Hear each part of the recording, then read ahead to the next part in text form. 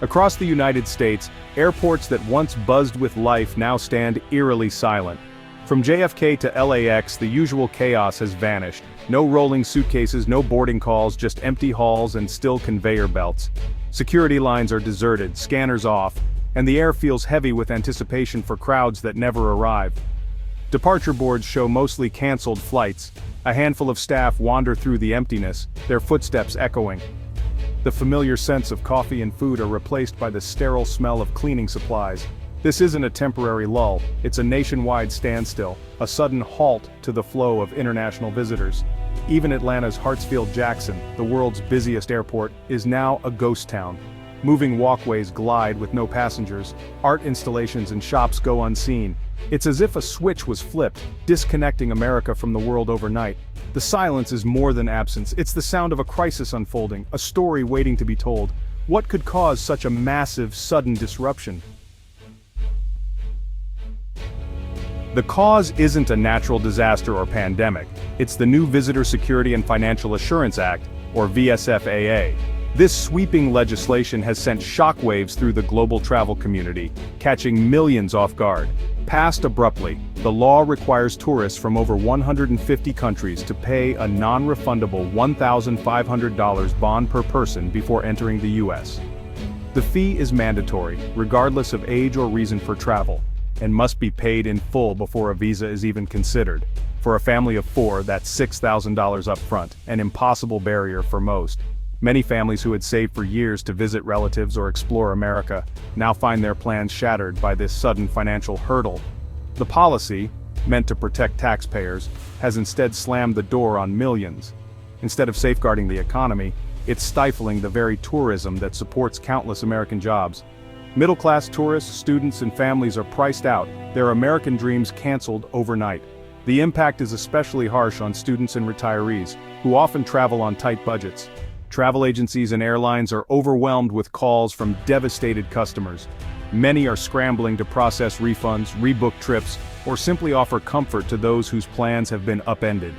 The VSFAA targets the very people who fuel the U.S. travel industry: teachers, small business owners, young adventurers. These travelers bring not just money, but energy, ideas, and cultural exchange. Internationally, it's seen as a message of exclusion, eroding decades of goodwill. Countries that once viewed America as open and inviting now question its commitment to global connection. 3 million cancellations represent 3 million stories of disappointment. Students, retirees, families, all shut out. Each canceled ticket is a lost opportunity for connection, learning, and shared experience. The law was enacted without industry input or diplomatic consultation, a unilateral move with disastrous results. Industry leaders and diplomats alike warn of long-term consequences for America's global standing. America's reputation as a welcoming destination is in freefall. Once bustling landmarks now stand eerily quiet, a stark reminder of the human cost of policy decisions. The empty airports are the visible symptom of a deep policy failure. Behind every vacant seat is a story of hope deferred and trust broken. How far will the damage spread? Only time will tell if the U.S. can recover from this self-inflicted wound, or if the world will simply move on. The shockwaves from 3 million canceled trips ripple far beyond airport terminals. Hotels in New York and Las Vegas face plummeting occupancy, forcing layoffs and hiring freezes. Small businesses, restaurants, souvenir shops, tour companies see their customer base vanish overnight. Rental car lots overflow, taxi drivers wait in vain, and tour guides have no one to lead. The entire tourism ecosystem is interconnected. When one part collapses, all feel the strain. The loss isn't just economic, it's cultural. America's tradition as a crossroads of global exchange is fading, replaced by isolation. The empty airports symbolize a nation closing itself off, risking long-term damage to its image and economy. The cost is measured not just in dollars, but in lost connections and goodwill. For airport workers, the silence is haunting. The once familiar hum of rolling suitcases and distant announcements has faded, replaced by an eerie stillness that echoes through every corner of the terminal. Maria, a gate agent in Miami, now spends her shifts staring at empty gates, once bustling, now deserted. The energy that used to fill her days has vanished, leaving her with long hours and little to do but remember how things used to be. We used to have 3 or 4 international flights every morning. Now we're lucky if there's one, she says, her voice tinged with disbelief. The departure boards, once alive with destinations, now display only a handful of flights, if any at all. Anxiety hangs over everyone: security screeners, retail staff, maintenance crews. Each day they wonder if it will be their last on the job, as uncertainty becomes the new normal. John, a TSA officer in Denver, notes, "The lines are gone, we spend more time waiting than working, everyone's worried about layoffs." The absence of travelers means fewer tasks, but more time to dwell on what the future holds. Baristas and shop workers see their hours slashed, tips gone, and job prospects shrinking. The shops that once buzzed with customers now stand empty, their shelves untouched.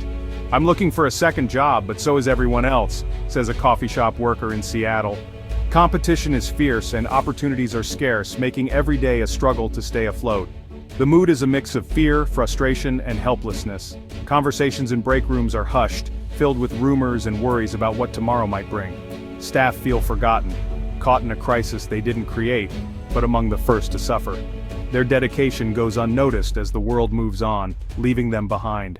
Every empty chair and silent corridor is a daily reminder of the VSFAA's impact. The emptiness is not just physical, it's emotional, a constant weight on those who remain. Many blame distant politicians for decisions that devastate their livelihoods. Policy changes made far away have immediate, painful consequences here. The human cost is real, immediate, and growing. Each day brings new stories of hardship as families struggle to make ends meet. These workers are the unseen casualties of a policy gone wrong. Their efforts keep the airport running, even as the world outside seems to forget them. Their silent presence in empty halls is a powerful testament to the stakes. They stand as living reminders of what's at risk when livelihoods are lost. How long can they hold on? For now, they wait, hoping for a return to normalcy that feels further away with each passing day. While U.S. airports are eerily empty, their silence speaks volumes about the current state of global travel. In stark contrast, departure terminals abroad are filled with confusion, heartbreak, and a sense of chaos as travelers scramble to adjust their plans. The Garcia family in Madrid had spent years saving every spare euro, dreaming of exploring the American West together. But their excitement turned to despair when they were suddenly faced with a $6,000 bond just to enter the US, forcing them to cancel their long-awaited trip. "Explaining to our children that we couldn't go was the hardest part," Mr. Garcia says, his voice heavy with disappointment and regret. Many travelers like the Garcias lose non-refundable deposits on hotels, tours, and activities they had carefully planned. For others, flight credits are useless if the entry fee remains out of reach, leaving them with nothing but frustration and wasted money. Kenji Tanaka, a student from Tokyo, lost not only his program deposit and dorm fees, but also the chance to study abroad and experience a new culture. "More than the money, I lost an opportunity," he says, reflecting on the personal cost of these sudden changes. Some travelers are stranded mid-journey, caught between flights and countries, unsure if they'll ever reach their destination. Many are forced to buy expensive last-minute tickets to avoid the US, draining their savings and adding to their stress. The overwhelming sentiment among these travelers is deep disappointment, and a growing sense of being unfairly targeted by policies they had no control over. Social media is now flooded with vows to avoid the US, as stories of canceled trips and lost money go viral. Tourists are choosing friendlier destinations, redirecting their dreams and dollars elsewhere. America's reputation as a welcoming place is eroding in real time with each new story of disappointment. Every canceled trip is more than just a lost vacation, it's a lost connection, a missed opportunity for cultural exchange. Each torn itinerary is a story of trust broken, a memory that will linger long after the policies change. The damage isn't just financial, it's deeply personal and lasting. The world is watching these events unfold, and many are turning away, choosing to spend their time and money elsewhere. The empty airports across the US now reflect a global shift in sentiment, a visible sign of lost trust. Can America regain the world's trust and rebuild these lost connections? For now, the answer remains uncertain and the world waits and watches. Despite the scale of the crisis, major news outlets remain largely silent. The story of empty airports and canceled dreams is missing from headlines and nightly news. Political polarization and fear of bias keep editors from diving deep. The slow-moving, diffuse nature of the crisis makes it hard to capture in a single dramatic moment. data is scattered, the narrative complex, and resources for investigative reporting are stretched thin. As a result, a national crisis unfolds quietly, with little public scrutiny or debate. The silence in the media mirrors the silence in the airports, a story untold, a warning unheeded. The loss of 3 million international visitors is a financial earthquake.